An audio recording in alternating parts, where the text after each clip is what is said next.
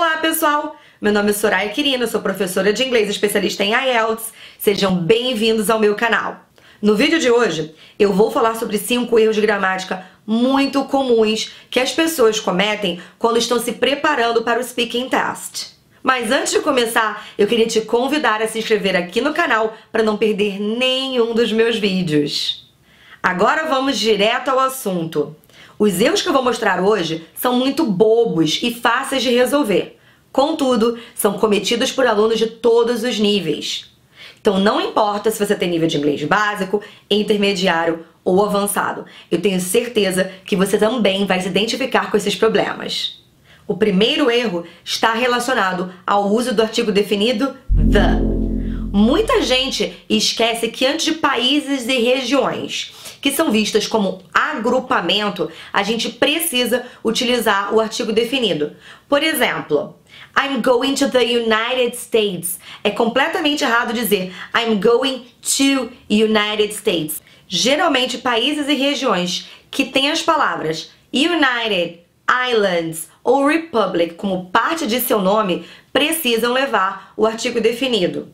Alguns exemplos são the United Kingdom, the Philippines, the United Arab Emirates. O segundo erro sobre o qual vou falar é concordância verbal. Eu percebo que quando uma oração tem um sujeito simples, como por exemplo government ou authorities, as pessoas até sabem que verbo usar. Mas quando o sujeito é mais complexo e inclui palavras como all, every, each, most, aí começa a confusão.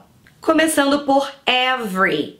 Após essa palavra, a gente precisa empregar um substantivo e um verbo no singular. Por exemplo, every citizen needs to vote.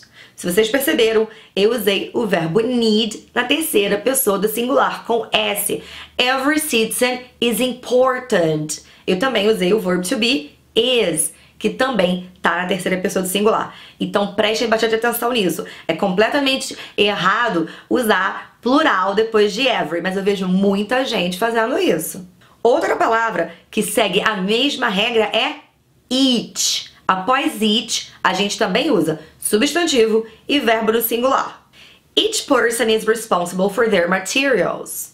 Já com as palavras most e all, a situação é contrária. Eu preciso usar um substantivo e um verbo no plural. Por exemplo, most children like ice cream. Most teachers aren't satisfied with their salaries. All students need to study hard. Então, para resumir, depois de each and every, a gente vai sempre usar substantivo e verbo no singular. E depois de all e most, o contrário, substantivo e verbo no plural. Esse erro sobre o qual vou falar agora é difícil pra caramba de consertar. Palavras incontáveis. E por que é tão difícil consertar esse erro? Em inglês, há diversas palavras que são incontáveis, mas que são contáveis no português. Por exemplo, a palavra information. Information em inglês é incontável, mas em português, informações no plural é completamente possível. Então, se você já falou alguma vez informations em inglês, você cometeu um erro. Outras palavras incontáveis são furniture, accommodation, transportation, advertisement e employment.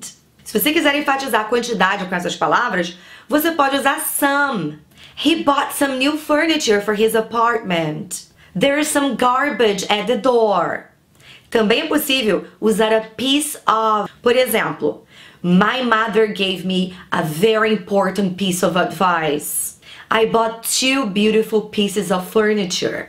Outro erro muito recorrente na preparação para o speaking é usar to depois de must e should. Tem aluno que até sabe que isso é errado, mas o vício já é tão grande que ele nem percebe que está cometendo esse erro. É completamente errado dizer coisas como I must to go, I should to study. O correto é I must go, I should study, sem o to. Na verdade, depois de modal verbs, a gente não costuma usar o infinitivo com o to. Depois de modal verbs como can, could, should, must, may e might, você precisa usar o bare infinitive, que é o infinitivo sem o to. Então é I can go, I may go, I might go, I must go e I should go. E o último erro sobre o qual eu vou falar é muito bobo, mas terrível ao mesmo tempo. Eu não sei porquê, tem tanta gente que usa o pronome your como pronome possessivo para todas as pessoas, para todos os sujeitos. Eu vou dar um exemplo de como isso acontece. Mary lost your new cell phone. Sempre que isso acontece, eu costumo brincar assim com os alunos. Hã? A Mary perdeu o meu telefone? Eu nem sabia. Gente, tá errado. Se a Mary perdeu o telefone dela, Mary lost her new cell phone, não your new cell phone. Então preste atenção para não ficar usando your para tudo. Vocês vão precisar concordar o pronome possessivo com o sujeito ao qual ele se refere. Então é isso aí. Esses são os 5 erros mais comuns no Speaking Test. E eu queria saber de você. Você também costuma cometer algum desses erros que eu mencionei? Quais deles? Me conte sobre isso aqui nos comentários.